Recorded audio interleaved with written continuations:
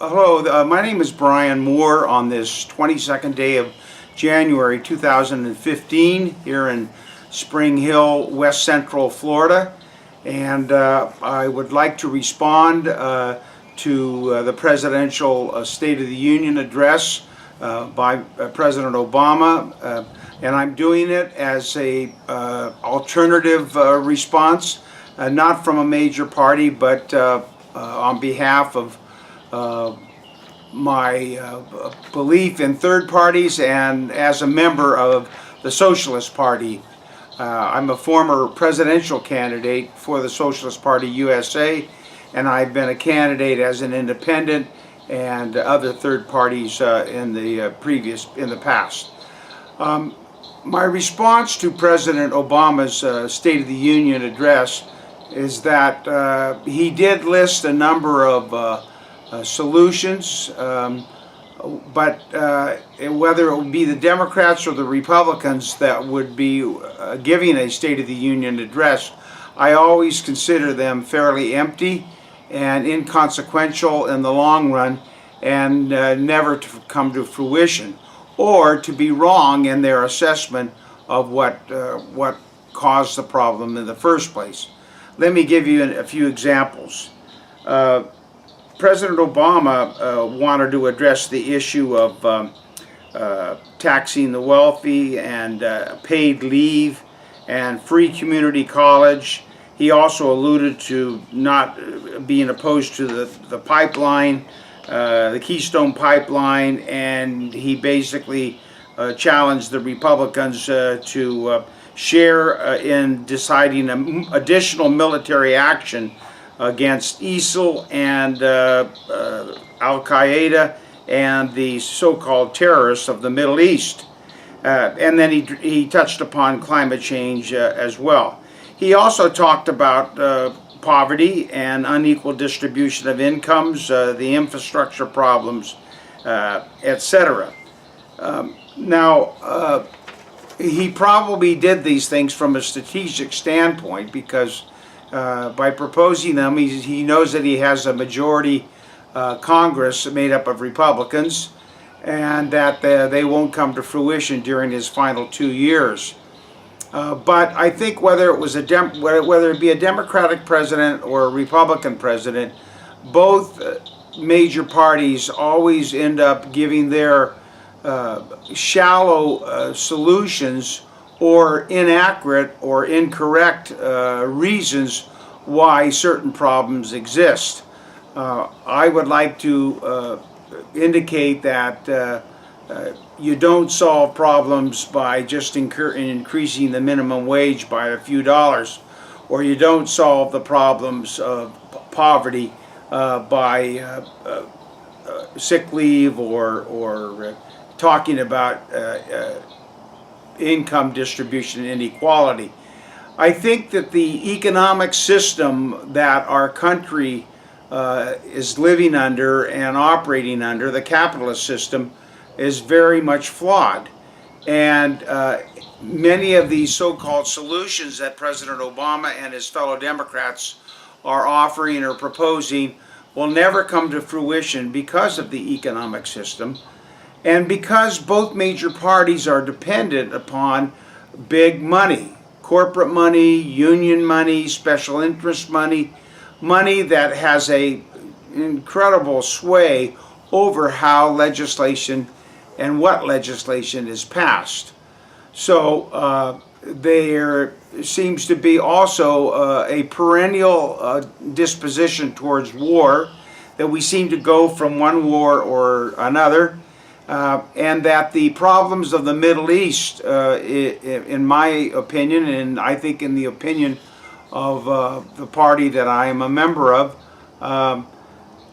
was created by a bellicose country of the United States of America that has violated the sovereignty of multiple parties in the Middle East, has sent over drones and bombed areas when we were supposedly not at war, and we've alienated a culture and countries that has created a lot of hate and ill will towards America.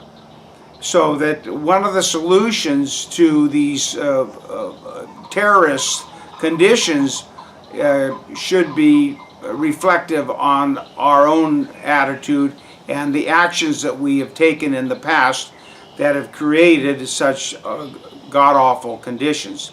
The issue of poverty, domestic poverty and international poverty, here again, it's based on the economic system, the survival of the fittest. It's based on a profit motive and getting ahead and being number one, and it's based on selfish greed. And only a small, as we see, a small percentage of people gain. And here in America, we're seeing a wider gap, a growing gap of the well-to-do and from the middle class, and creating a larger, lower class or people in poverty. So we really have to be open to radical change in our country. We have to reform our economic system. We have to reform our political system. Instead of basically protecting two major parties, we have to enable minor parties and third parties to be able to get on the ballot in all 50 states, to participate in the presidential debates, to be recognized and given their equal share of print in the newspapers and on television and in radio, and be able to enable Americans to be open and hear about and consider alternative ideas from the two major parties. Again, I want to emphasize the fact that the two major party system is basically a one-party duopoly. There's hardly a difference between the Democrats and Republicans, and they both take big money, big money from the big spenders and big fat cats that basically run our country. The government of the United States of America is not Uncle Sam.